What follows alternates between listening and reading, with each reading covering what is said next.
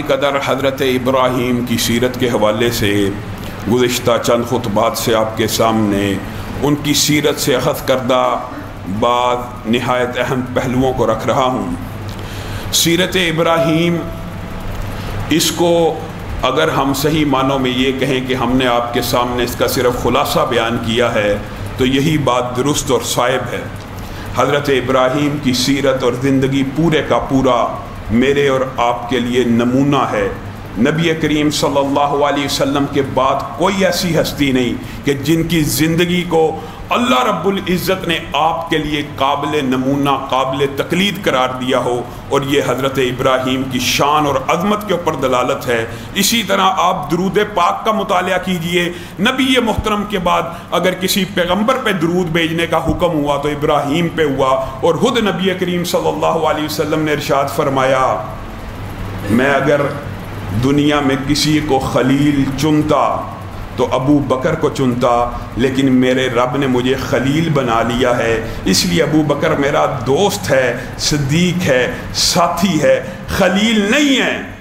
اللہ رب العزت نے دو پیغمبروں کو خلیل چنا، ان میں سے ایک آپ کے اور میرے پیغمبر حضرت محمد الرسول اللہ ہیں، اور دوسرے ابراہیم علیہ السلام ہیں کہ اللہ رب العزت نے انہیں بھی اپنا خلیل بنایا۔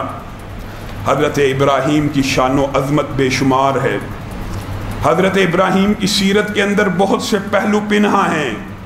ایک لمحے کے اوپر حضرت ابراہیم کا یہ مکالمہ بعض تصوف سے تعلق رکھنے والوں لوگوں نے اس کو عجیب و غریب انداز میں پیش کیا، جبکہ اس کی حقیقت قطعاً ایسی نہیں۔ خود نبی کریم صلی اللہ علیہ وسلم نے فرمایا، اگر کوئی بندہ یہ سوچتا ہے کہ حضرت ابراہیم کو اللہ کے اوپر یقین ایمان نہیں تھا تو پھر میں محمد صلی اللہ علیہ وسلم کو بھی نہیں تھا۔ معاذ اللہ، اس کا مطلب یہ نہیں کہ نبی کریم کو ایمان نہیں، ایمان ابراہیم کو بھی تھا، لیکن صوفیوں نے حضرت ابراہیم کے اس قول کو رب ارینی کیف تحیی الموتی، اے اللہ آپ مردوں کو کیسے زندہ کرتے ہیں، اس کے بارے میں کیا کیا منہ شگافیاں نہیں کی کہ دلائل مانگے جا سکتے ہیں۔ اللہ کے اوپر اگر ایمان میں شک ہو تو اس کے بارے میں یہ باتیں، یہ سارے جھوٹ، گندے فلسفے، باطل نظریات ہیں۔ حقیقت کیا ہے؟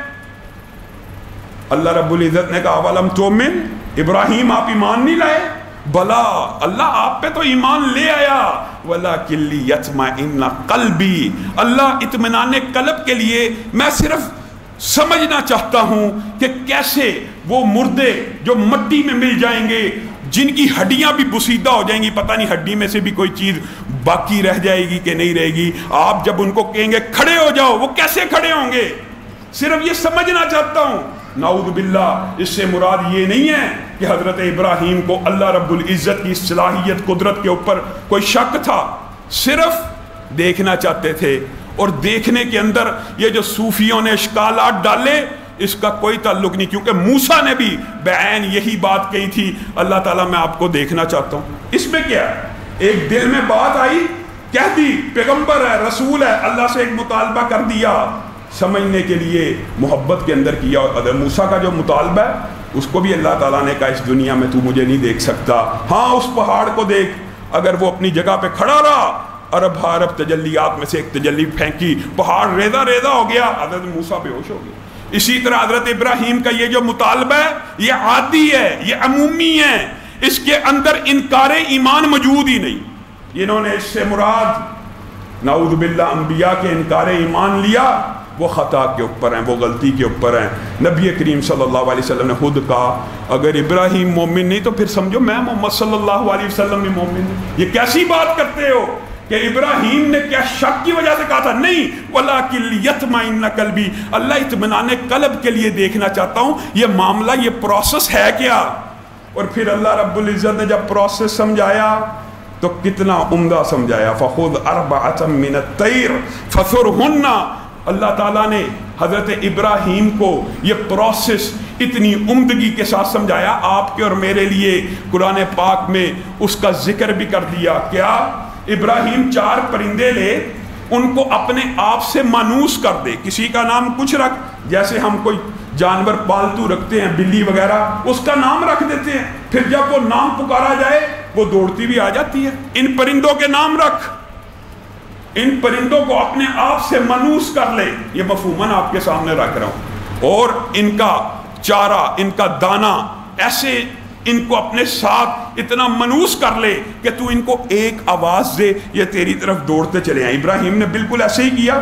پھر تفسیر کے اندر مفسرین کا کچھ اختلاف ہے، اور حقیقت بات یہی ہے جو قریب از قیاس اور قریب از استدلال ہے، وہ یہ ہے کہ پھر اللہ رب العزت نے کہا ان میں سے ہر پرندے کو ذبح کر دیجئے، ذبح کر کے ان کے ٹکڑے ٹکڑے چاروں طرف پہاڑوں کے اوپر رکھ دیجئے۔ جب آپ یہ ٹکڑے ٹکڑے کر کے پہاڑ کے اوپر رکھ دیں گے، اب صرف ان کا نام پکاریے جس نام سے آپ نے ان کو مانوس کیا ہوا تھا، جس پرندے کا حضرت ابراہیم نے نام لیا، یاتینک سعیا، وہ تیرے پاس دوڑتا ہوا چلا آئے گا، چاہے وہ ٹکڑے ٹکڑے ہوا ہے، ابھی تو ان کا خالق نہیں ہے، ابھی صرف تو نے ان کو پالا ہے۔ اللہ رب العزت نے اپنی حکمت اور تدبیر کے تحت ان کو یہ حکم دے دیا، ان کے اندر یہ جین اور ان کی باڈی کے اندر یہ بات محفوظ کر دی ہے کہ جب ابراہیم کی آواز آئے تم نے دوڑتے ہوئے اس کے پاس آ جانا ہے۔ سارے جز آپس میں مل گئے، پرندے دوڑتے ہوئے ابراہیم کے پاس آ گئے۔ حضرت ابراہیم کو سمجھ آ گئی اگر میں ایک مخلوق ہو کے ایک پرندے کو مانوس کر کے اس کا نام پکارتا ہوں اللہ کی مرضی سے، وہ ٹکڑے ٹکڑے جڑ کے میری طرف آ جاتے ہیں، تو جب اللہ رب العزت جو خالق ہے، جو مالک ہے، مخلوق کو حکم دے گا قم بِإِذْنِ اللہ، اللہ رب العزت کے حکم سے قبروں سے باہر نکل آؤ، کس کی مجال ہوگی، کس کی مجال ہوگی، کس جسم کو انکار ہوگا کہ وہ قبروں سے باہر نہ نکل سکے۔ خالق کا حکم آ گیا، اللہ کی قسم جسم ریزہ ریزہ ہو جائے، مٹی مٹی ہو جائے، خالق نے جب آواز دینی ہے، چاہے مچھلی کے پیٹ میں ہے، چاہے راکھ ہوا میں بکھیر دی گئی ہے، چاہے ارب سال گزر جائیں، اللہ رب العزت نے جس وقت قم صرف کہہ دینا ہے، صرف کہنا کھڑے ہو جاؤ، اسی وقت سارے اجزاء آپس میں مل جانے ہیں۔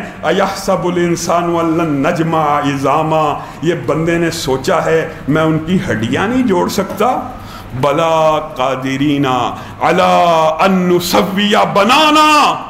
اور لوگوں اس آیت کے اوپر غور کرو، اللہ کی قسم صحابہ کو بھی پتا تھا انگلی کے پور ہوتے ہیں، انگلیوں کے نشان اس دور میں بھی نظر آتے تھے، لیکن میرا ایک ویسے عقل کہتی ہے کہ شاید اس دور میں یہ علم اتنا عام نہ ہو۔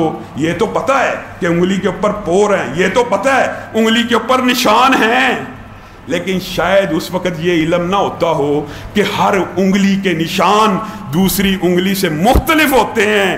آج یہ علم بھی اللہ رب العزت نے آپ کو اور مجھے عنایت کیا۔ عرب 6 ارب انسان اس وقت دنیا میں موجود ہیں، آپس میں کسی کا فنگر پرنٹ مل نہیں سکتا، 6 ارب کا آپس میں پیٹرن مل نہیں سکتا۔ آدم سے لے کر قیامت تک ہر بندہ اپنے ہی ایڈنٹیکل، اپنے ہی انڈیویجول، اپنے ہی یونیک پیٹرن کے ساتھ پیدا ہوتا ہے، اپنے ہی یونیک پیٹرن کے ساتھ۔ اللہ رب العزت نے 1400 سال قبل صحابہ کو یہ سمجھایا کہ جن انگلیوں کے پوروں کے ساتھ تم پیدا ہوئے ہو نا، بلا قادرین علی ان نسوی بنانا، میں وہ رب ہوں جب قبروں سے زندہ کروں گا، اللہ کی قسم فنگر پرنٹ میں بھی کوئی مسٹیک نہیں ہوگی۔ جس فنگر پرنٹ کے ساتھ اس دنیا میں تھے اسی فنگر پرنٹ کے ساتھ قیامت کو اٹھائے جاؤ گے۔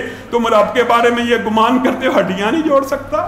رب تو تمہارے پور سیدھے کر سکتا ہے، رب تمہیں اسی فنگر پرنٹ کے ساتھ پیدا کرنے کا قدرت رکھتا ہے۔ تم نے رب کو کیا سمجھ لیا؟ حضرت ابراہیم مطمئن ہو گئے، حضرت ابراہیم کا ایمان بڑھ گیا۔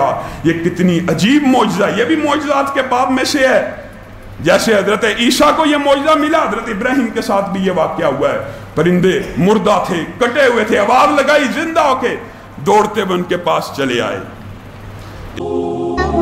وأحكام بها ننجو تحذرنا من الشر ويدعونا إلى الخير وبالطاعة